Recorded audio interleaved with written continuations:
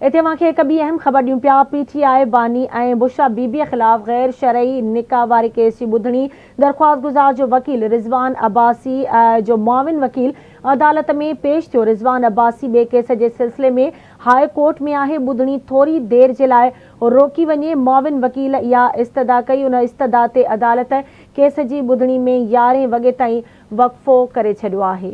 Breaking news अवां सां share करे रहिया आहियूं। PTI जे बानी ऐं बुशरा बीबी ख़िलाफ़ गैर शरई निकाह वारे केस जी ॿुधणी थी आहे। दरख़्वास्त गुज़ार जो वकील रिज़वान अब्बासी जो मुआविन वकील अदालत में पेश थियो आहे।